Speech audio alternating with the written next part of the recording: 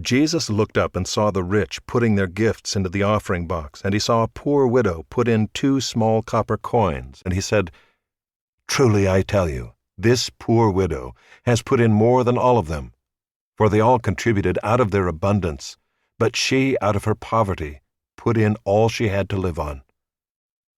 And while some were speaking of the temple, how it was adorned with noble stones and offerings, he said, "As for these things that you see, the days will come when there will not be left here one stone upon another that will not be thrown down."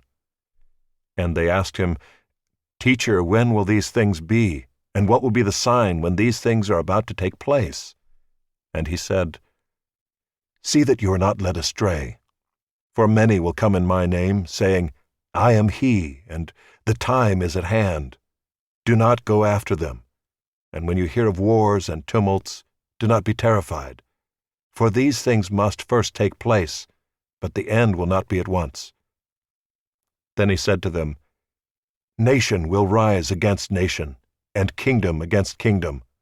There will be great earthquakes, and in various places famines and pestilences.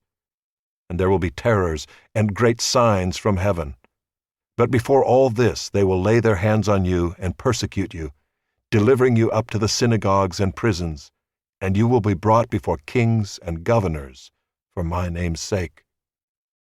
This will be your opportunity to bear witness. Settle it therefore in your minds not to meditate beforehand how to answer, for I will give you a mouth and wisdom which none of your adversaries will be able to withstand or contradict. You will be delivered up even by parents and brothers and relatives and friends, and some of you they will put to death.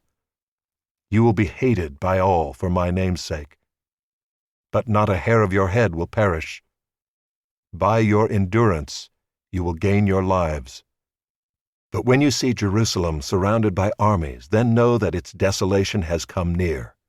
Then let those who are in Judea flee to the mountains, and let those who are inside the city depart, and let not those who are out in the country enter it. For these are days of vengeance, to fulfill all that is written. Alas for women who are pregnant, and for those who are nursing infants in those days. For there will be great distress upon the earth, and wrath against this people.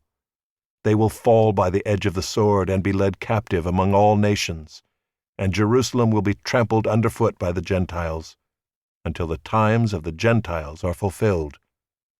And there will be signs in sun and moon and stars, and on the earth distress of nations in perplexity, because of the roaring of the sea and the waves, people fainting with fear and with foreboding of what is coming on the world. For the powers of the heavens will be shaken.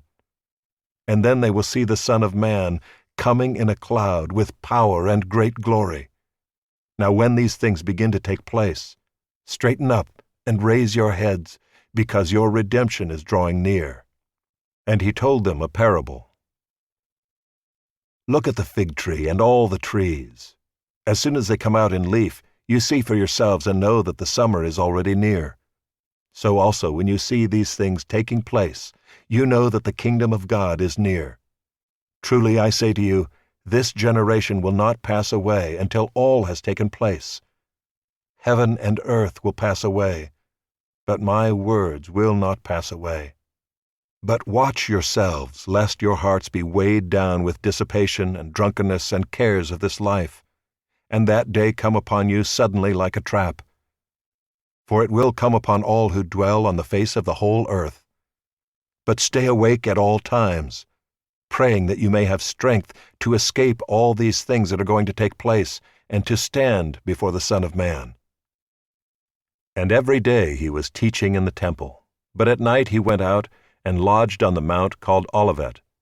And early in the morning all the people came to him in the temple to hear him.